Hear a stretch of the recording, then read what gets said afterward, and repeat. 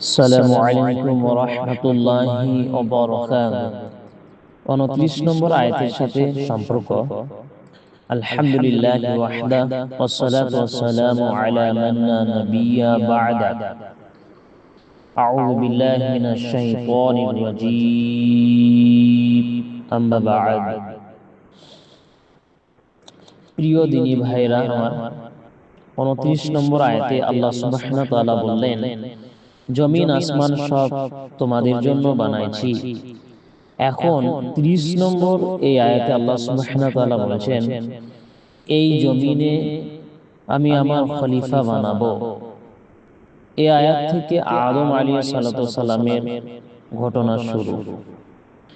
এটা কিসাসুল কুরআন এর প্রথম ঘটনা।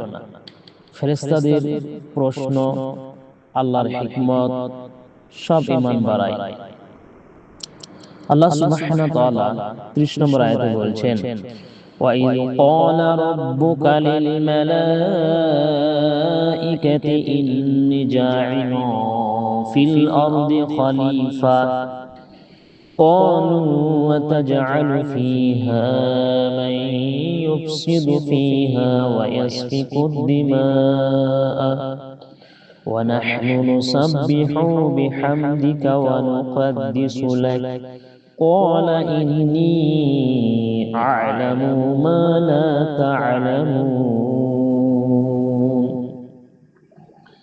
আর স্মরণ করুন যখন আপনার রব ফেরেশতাদের বললেন, আমি জমিনে একজন খলিফা বানাবো। তারা বলল, আপনি কি সেখানে এমন কাউকে বানাবেন যে ফাসাদ করবে আর রক্ত ঝরাবে, অথচ আমরা আপনার তাসবিহ করি, আপনার পবিত্রতা ঘোষণা করি? আল্লাহ বললেন, আমি যা জানি তোমরা তা জানো না। এই আয়াতের সংক্ষিপ্ত তাফসীর করব ইনশাআল্লাহ। এই আয়াতের তাফসীরে চারটি মূল পয়েন্ট। এক, وَإِذْ قَالَ رَبُّكَ لِلْمَلَائِكَةِ, আল্লাহ ফেরেশতাদের জানালেন, আল্লাহ কারো সাথে পরামর্শ করেন না, তিনি আল গনি, অমুখাপেক্ষী। ফেরেশতাদের জানালেন সম্মানের জন্য, যেন তারা আদম আলাইহিস সালাতু সালামের মর্যাদা বুঝে। খলিফা মানে, ইবনে কাসির রাহমাহুল্লাহ বললেন, খলিফা মানে একজন, এক জাতি আর এক জাতির পরে আসবে। আদমের সন্তানরা জমিনে একের পর এক আসবে। তাফসীর ইবনে কাসির 1 নম্বর খণ্ড 116 নম্বর পৃষ্ঠা। এই কথা ইবনে কাসির রাহমাহুল্লাহ বললেন। 2, قالوا وتجعل فيها من يفسد فيها,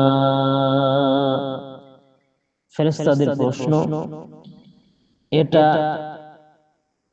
আপত্তি না প্রিয় দিনী ভাইরা, এটা ইসতিফহাম, জানতে চাওয়া আদবের সাথে। কেউ কোনো জিনিস জানতে চাইলে, কোন সেমিনারে কোন বড় বক্তা বা কোন একটা বড় সম্মানীয় ব্যক্তি তার কাছে কোনো জিনিস জানতে চাইলে জানতে পারবে, সেটা আদবের সাথে। কিভাবে কিভাবে জানান? ফাসাদ করবে। ইবনে কাসির, ইবনে আব্বাস রাদিয়াল্লাহু আনহু বললেন, আদমের আগে জমিনে জিন জাতি ছিল, তারা ফাসাদ করেছিল, রক্ত ঝরাচ্ছিল। ফেরেশতারা সেটা দেখে বলেছে।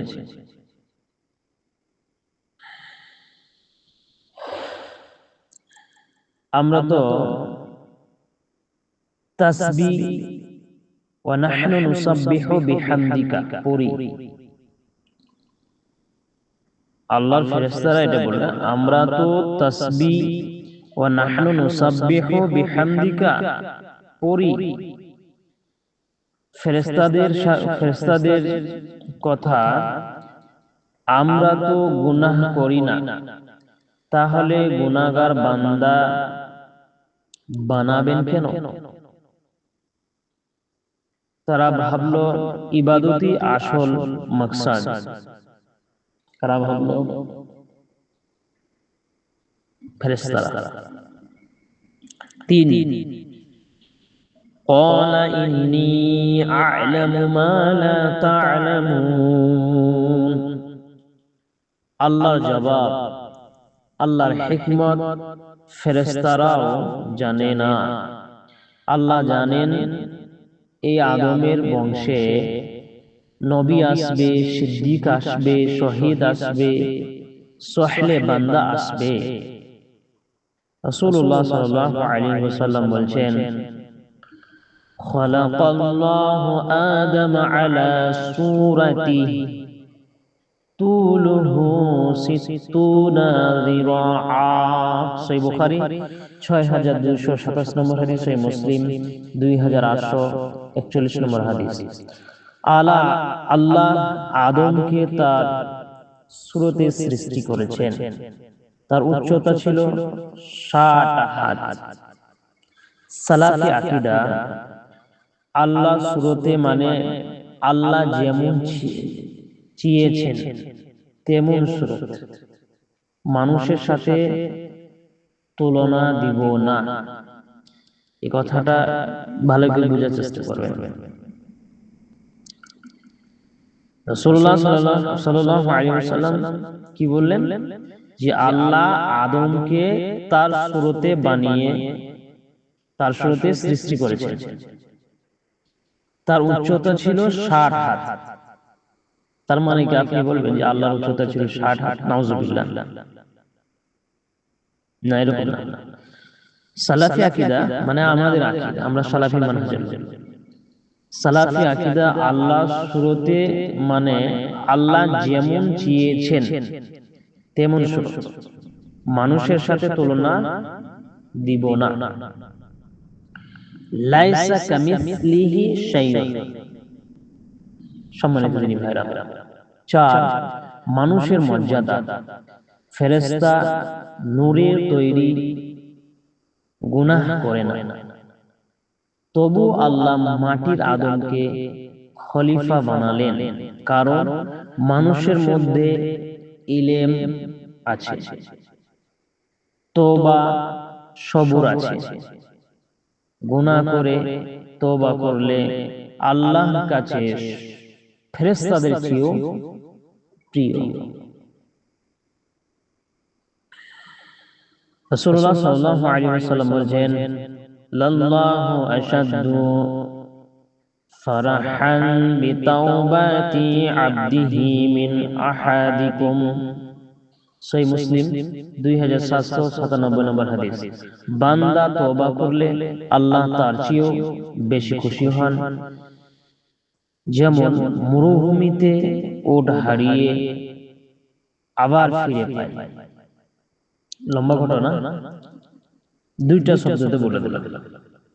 একজন ব্যক্তি উট ছিল, উট হারিয়ে গেছে মরুভূমিতে, এখন সেই উট যদি আবার ফিরে পায় সে কত খুশি হবে? অনেক খুশি হবে। আপনারা জানেন ঘটনা, এটা কার বলছি? অনেক আমরা শুনেছি আলেমদের মুখে। আমাদের শিক্ষা সালাফি মানহাজে এক, আল্লাহর হিকমত, আল্লাহ যা করেন হিকমত ছাড়া করেন না। আমরা না বুঝলেও সামি'না ওয়া তা'না বলবো। ফেরেশতারা প্রশ্ন করলেও শেষে মেনে নিয়েছে, আমরাও মেনে নেব। 2,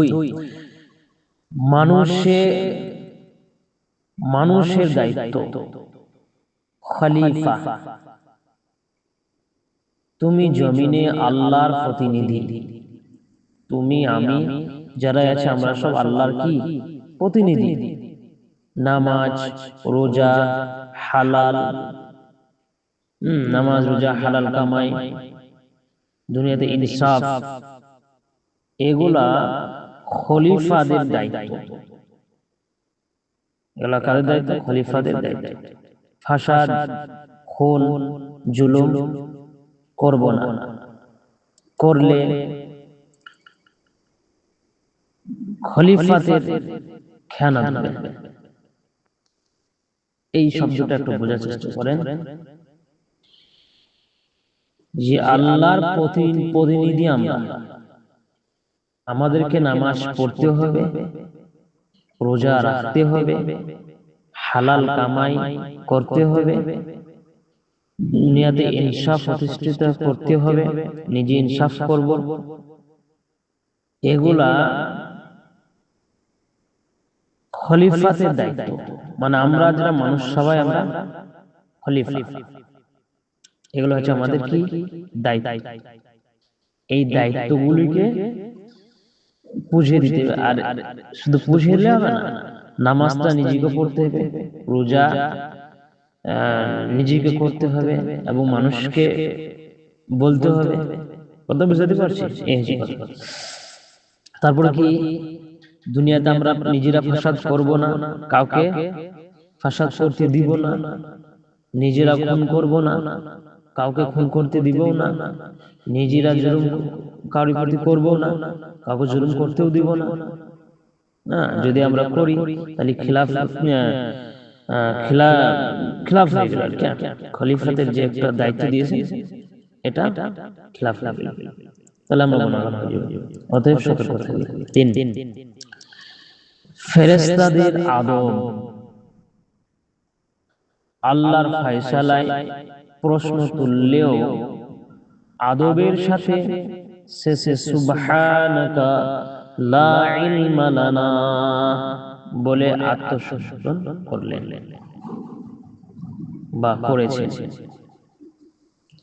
32 নম্বর আয়াত, আমাদেরও তর্ক না করে মানতে হবে। আবার অনেক জিনিস আছে তর্ক করে মানুষের সঙ্গে, দলিল প্রমাণ হয়ে গেল, সাব্যস্ত হয়ে গেল যে এটা সহি এটা ঠিক, তারপরও আমরা ফাসাদ করে মানতে চাই না। আমাদেরও করণীয় হবে যে মেনে নেওয়া, আমাদেরও তর্ক না করে মেনে নিতে হবে। 4, তাসবিহির ফজিলত। ফেরেশতা নিজেদের আমল পেশ করেছে।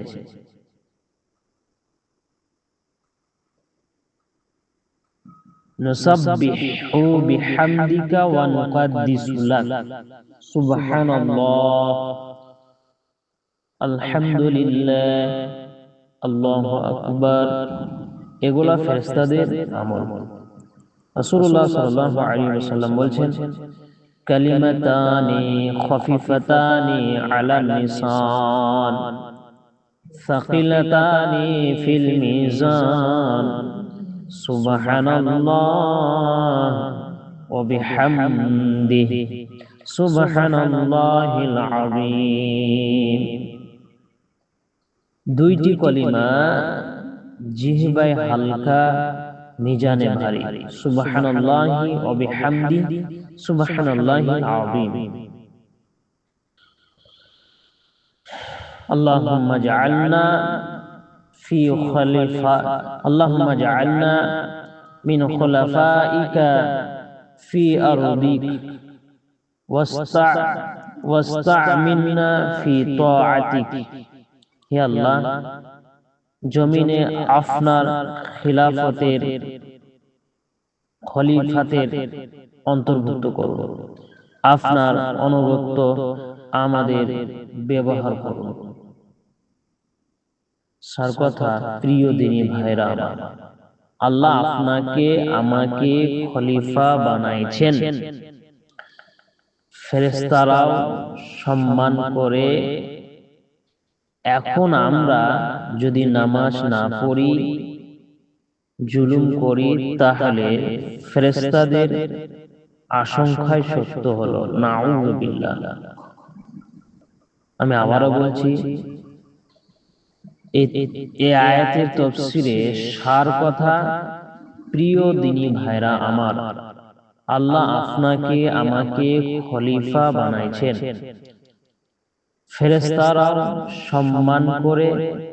এখন আমরা যদি নামাজ না পড়ি, জুলুম করি, তাহলে ফেরেশতাদের আশঙ্কা সত্য হলো।